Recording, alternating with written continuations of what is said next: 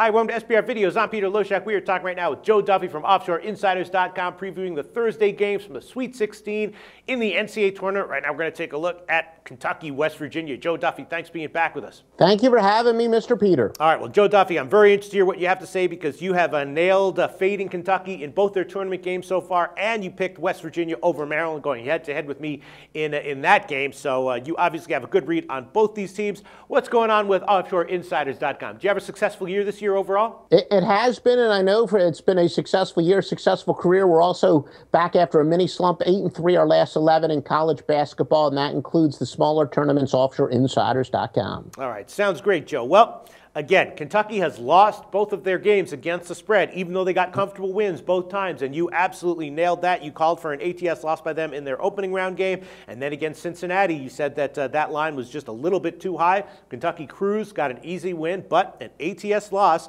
West Virginia, though, looking like an impressive team. They got past Maryland, as again you predicted, and now West Virginia is now 7-2 against the spread over their last 9 games. So, you know, all those factors are in play here again. How undervalued is West Virginia? Maybe, and Kentucky as a 13 or 13.5 point favorite.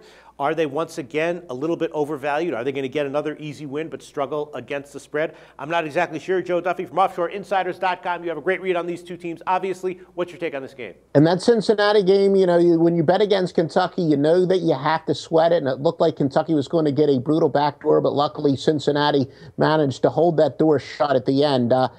Anytime, look, in a game against Kentucky, it is pretty obvious that if you're betting Kentucky, you're going to have to lay an extra half a point or two. You're going to have to pay a premium, and if you're betting against them, you're going to get an extra half a point or two. So simply, you know, betting against them, you already start out with one in the check column of going against them because you're paying a premium on Kentucky. But I think the best play here is actually going to be on the over. West Virginia, I think they're going to have a little bit of success, pretty good success with Devin Booker on the pick and roll, matches up very well against Kentucky. Kentucky, that's the one area on defense they haven't done well on the pick and roll, and their leading scorer, Juwan Staten, he, of course, missed 4 games, and then he's been a little bit rusty in the NCAA tournament so far, but now he's got a couple big games under himself, and I do think he'll return to form.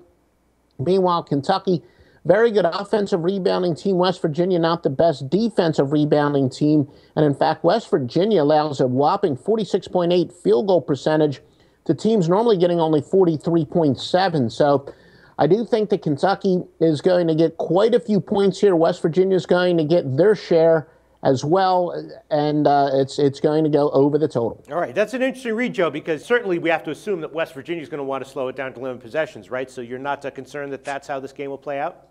No, West Virginia likes to play that full court press, so you know there'll be a little bit of running and gunning. I think Kentucky has the athletes to beat them, and West Virginia, if they do fall behind, they're going to have to play a little bit more of an up tempo. So Bob Huggins, you know, he does what he does. He's going to be pretty aggressive on both defense and offense, but the problem is Kentucky, they go 9 deep, so they have those athletes where Calipari can mix and match and bring them in and see who matches the best against the press. And also, a lot of the experts I trust do think that he's probably going to have to go a little bit more offensive to match up a little bit better against West Virginia. As far as Calipari, they're going to have to go a little bit more offensive, and I think it'll go a little bit over the total. Okay, awesome analysis. Joe Duffy from OffshoreInsiders.com. Right now, 136.5 is the market line. Thanks, Joe.